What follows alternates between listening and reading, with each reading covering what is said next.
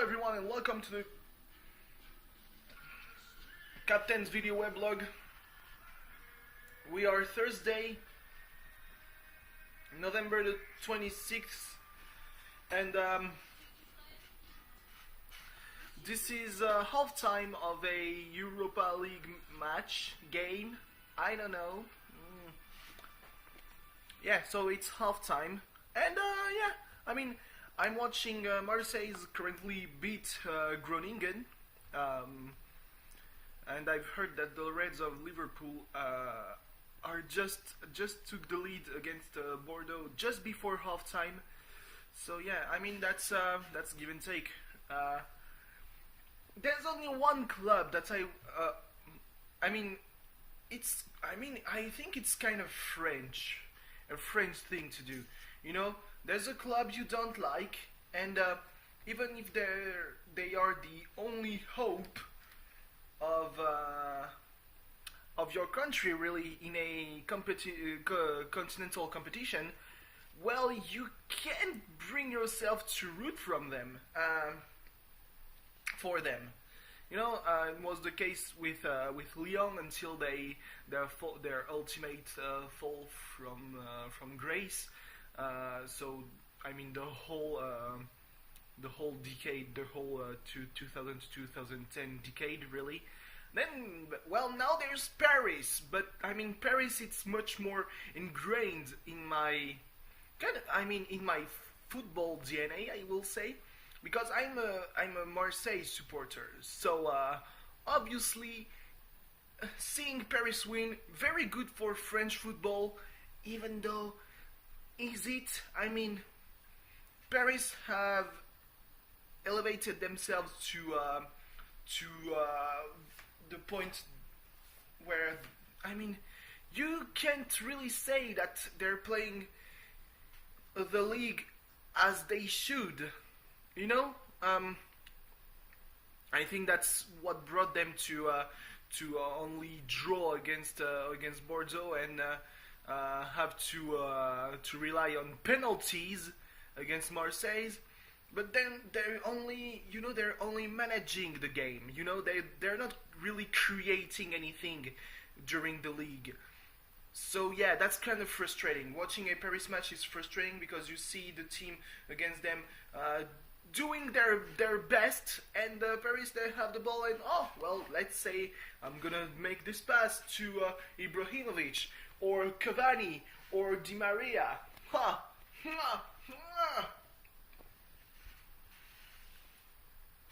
While in front of them there is a team of pretty much nobodies on the map of international football, but players that are kind of prevalent in French football, that are trying to do their best, you know, whether it be on a technical level, even though that's really complicated, or just tactical level. One of the best players here in France is Lassana Diarra, and it made the Parisian midfield miserable. They never really managed to do stuff. They had to go to the wings, or even for their two goals. One was because our striker wanted to save a throw-in.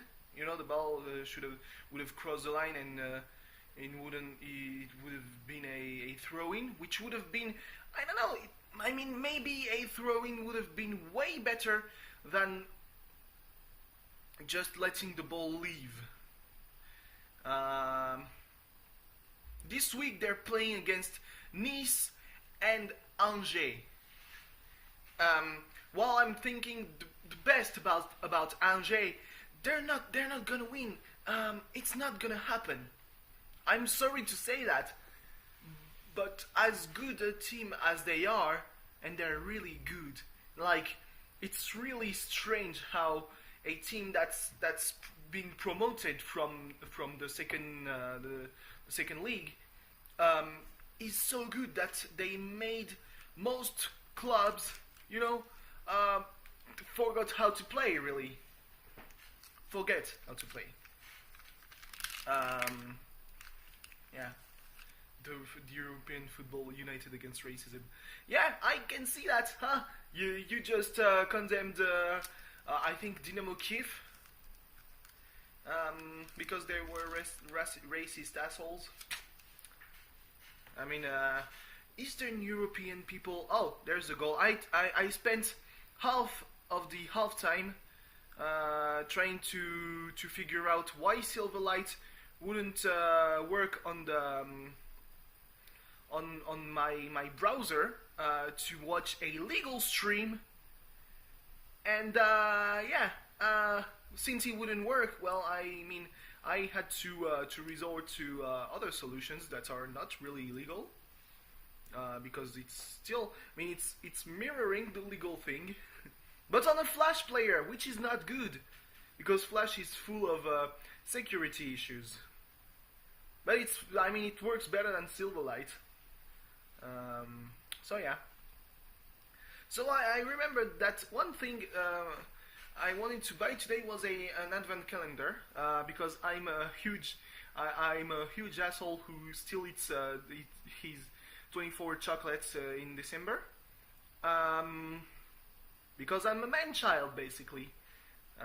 You can see that by my habits, which are watching anime and oh, I didn't see that. The header on the post. That must be so frustrating.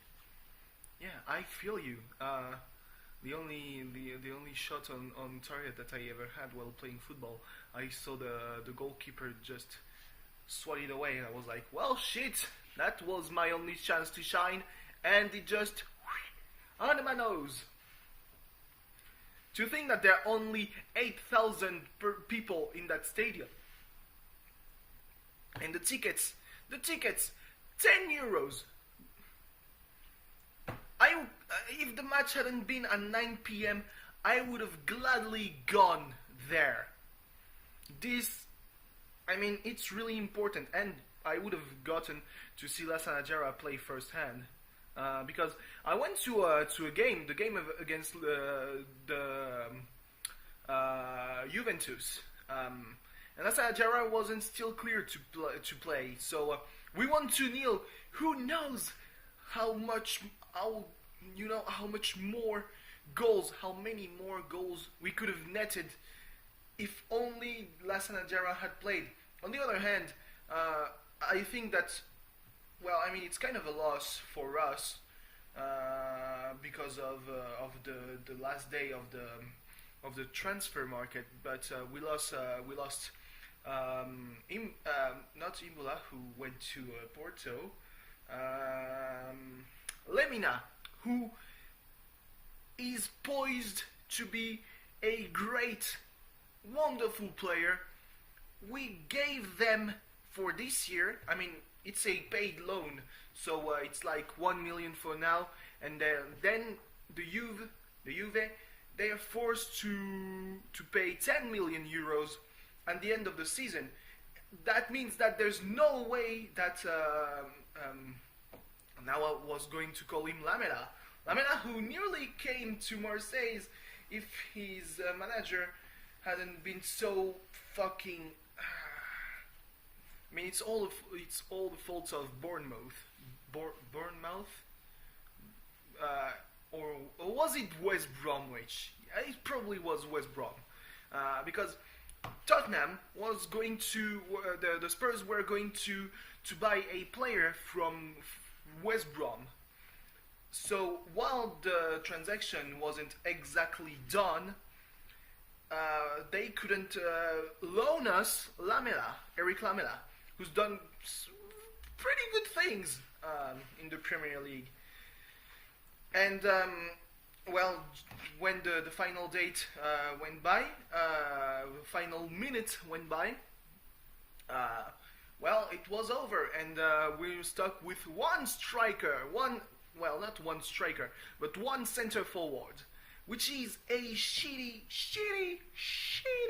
situation to be in, because, I mean, right now it's less shitty because we know that we can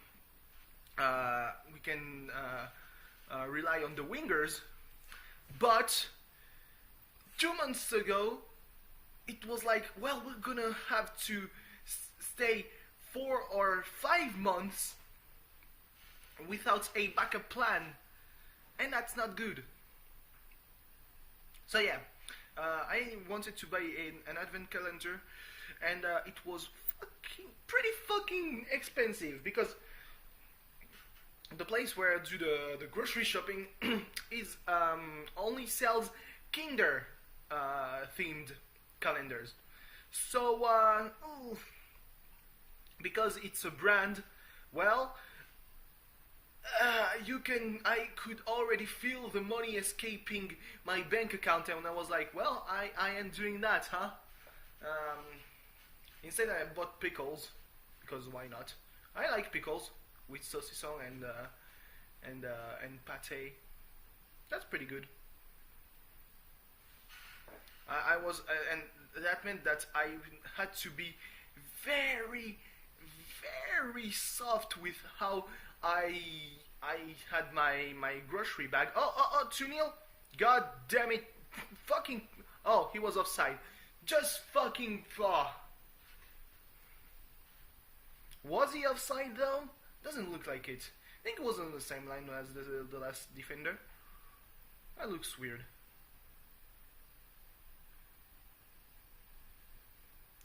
Anyway, yeah. So, but because usually I'm kind of careless with my grocery bag, nothing is too fragile. Nothing is kind of threatening me to break if I'm not taking care of it. Now I had a bottle of Maggi, which is a sauce that gives pretty much taste to everything.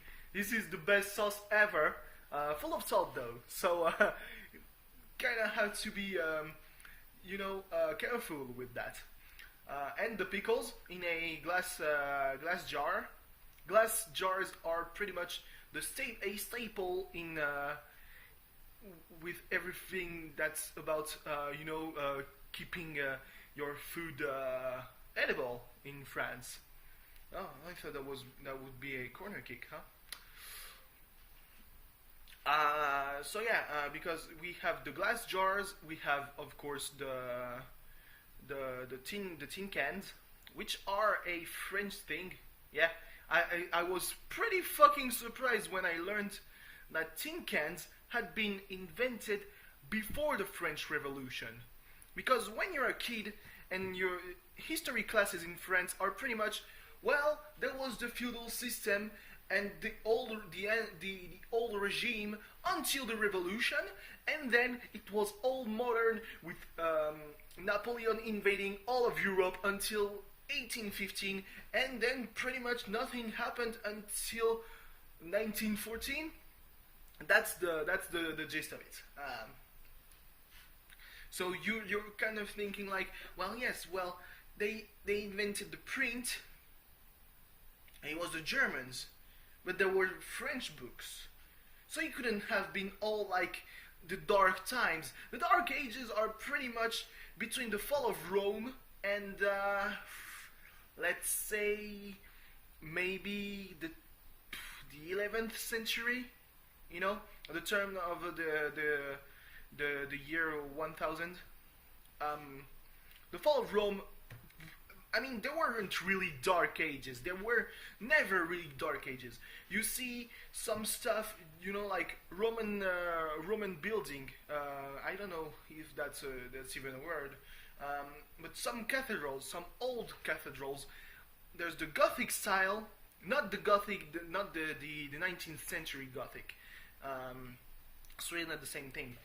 But yeah, there was the Dark Ages. Well, shit. You're gonna tell me that he wasn't offside? Nah. God damn it. We're so weak on stuff that's not during the play, There was a corner kick, and I was like, well, there's this dude, and boom, he puts the foot, and the ball goes in the back of the net, and it's 1-1. And that's the darkest timeline. What the fuck? Oh, alright. Well, I mean, first, you don't do it with that foot, Mandy. You do it with the other foot to put it away from your goalkeeper. Fuck's sake. I've been a defender, I know what I'm talking about. I've seen a match where my team has gotten 24 goals in a single match. So I know what kind of shit you do and you don't do when you're in defense. When you're in offense, it's another thing, because most of my work in offense was, well, I'm in my garden and I'm gonna shoot and I'm gonna throw a shoot from maybe 5 or 6 meters to my younger sisters, and maybe they're gonna catch it with their hands. Maybe I'm gonna put it against the fence, or I'm gonna have to take it from the neighbor's garden. Of course, asking the neighbors. I think there's only one time where I broke into my neighbor's garden because they weren't there for like 15 days, and I wouldn't have that. 15 days in the middle of summer with no Tour de France, not having anything to do. What? Because it was a time where I had to ask my parents to play the PlayStation 1. So there wasn't really any room for negotiation, you know? If my parents wanted, because they watched the TV, obviously. So yeah, if I want to do something, it was in the garden. Now I have the option of staying on my computer or on the family computer all the damn time, and nobody can tell me nothing because I'm 22. Fuck the police. Really. So I can do pretty much what I want, but at the time I was probably 10 or 11 years old, and ooh. So yeah. Yeah, Dark Ages. Did they really? I mean, it's a very subjective notion, Dark Ages, because you don't really have. We see Dark Ages as a time where the whole world had lost the greatness of Rome and didn't know about the greatness of modernism, you know, the Renaissance and all that stuff. No, I mean, that's, you know, when some people see the Dark Ages, the Arabic civilization was pretty fucking huge on science, and they were working on stuff that the Greeks, they inherited lots of their works from the Greeks. Doesn't make them any less competent, but I mean, that's pretty huge, having to first translate from Greek to Arabic, because Arabic is a language that didn't really exist at the time where Ptolemy and Pythagoras and, you know, all that stuff was written. It was, I mean, there were Semitic languages, but it was like I don't know, Aramaic or something like that. So yeah, it's pretty damn huge. That's in the 10th or maybe even the 7th century, from the birth of Islam. Because reminder, Islam takes some of its prophets from the earlier monotheistic religions, you know, Judaism and Christianity. You know, Jesus is one of their prophets. It's not the last. When the last arrives, I think there's going to be something big. I don't remember. I've read, you know, like diagonally the Quran. No, because you have you kind of need to know what other cultures have as their moral compass, you know. So I've kind of read the Bible. I've kind of read the Quran. I've not read the Torah because we had it at one point in my family, but I cannot find it for my goddamn fucking sake. So yeah. So Dark Ages is a very subjective and also kinda not really real notion. Um, yeah, when I learned that tin cans have been invented before the French Revolution, I was like, well, that blows my mind. Plus, I learned that pretty late, and it was a time where I learned also that in the years before the French Revolution, there was a huge financial crisis in France that got even worse because Lafayette went to do war with the English for the American independence. So yeah, one of America's hero is Lafayette, but he ruined France, so he's kind of an asshole. And it's that in that time where there were riots again about the price of food. There were people dying. The people died of starvation, of all kinds of plagues, really, because it's not your usual disease. It's not the common cold, even though the common cold is apparently very deadly in Egypt and Mexico for the same reasons, because they're basically cesspools. And I'm saying that, it can be kind of offensive to the people who live there, but you kind of have to realize that's the truth, because if so many people die of the common cold, I mean, you have kind of to do, oh, good, Alessandrini. I was in a state of disbelief when I realized that he had already gone back to training with the team, and I remember that when he got injured, it was like, he's out for 3 weeks, and I was like, there's no way this is already 3 weeks. And yes, I counted, there were 3 weeks. When he got injured, and I was like, they were like, he's going to be gone for 3 weeks, and I was like, when he's coming back, I'm not gonna believe that it's been 3 weeks. And it's exactly happened. Another country where the common cold is particularly deadly is Japan. And you know why? Because they overwork themselves. They basically still have the feudal system, except it's all modern.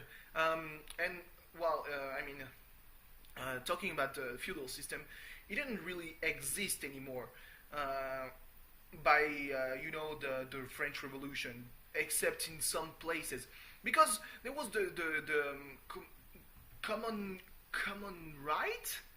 That was pretty much the Roman law. I think it's the well. Don't they're showing the little thing where you can put some your cold drinks to keep them fresh, and that stuff was like that chariot basically was where the former coach of Marseille usually sat during the matches. Didn't sit on the bench; he sat on that thing, and so that's good and pretty iconic. Wow, that was a really good cross. Thanks. I know you scored, but you can cross for shit, man. Anyway, yeah. So the feudal system didn't really exist anymore because of the common law, the stuff, the Roman right. Everything had been put in rules so that most people could understand it.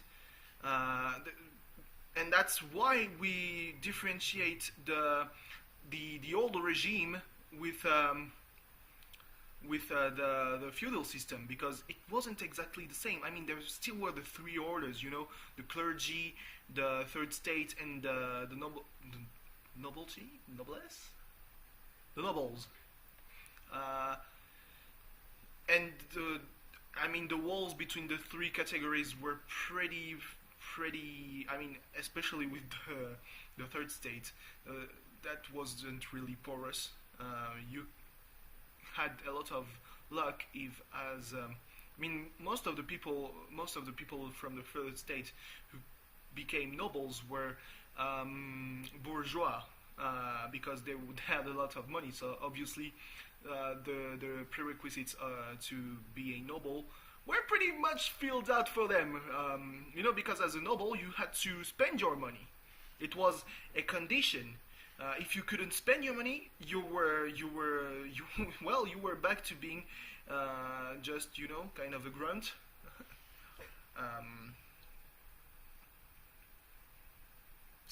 Yeah. But so I mean the all the history of Europe. I mean, I very much like it because it's kind of the reason why I'm talking to you here and now, even though I'm not really a product of old Europe. So yeah, that's kind of the thing. Anyway, thanks for watching. See you tomorrow. I'm gonna get back to football because I kind of have to do my workout now. And it's already 10 p.m. and tomorrow I have to get up early because there's a test and I cannot skip that. I know absolutely nothing about what we're gonna work on tomorrow. I'm really afraid. Thanks for watching again. But see you tomorrow. Where it's probably going to be a noon video weblog, or maybe later in the day. I don't know. I still don't know if I have a class tomorrow afternoon. That's really fucked up. Goodbye.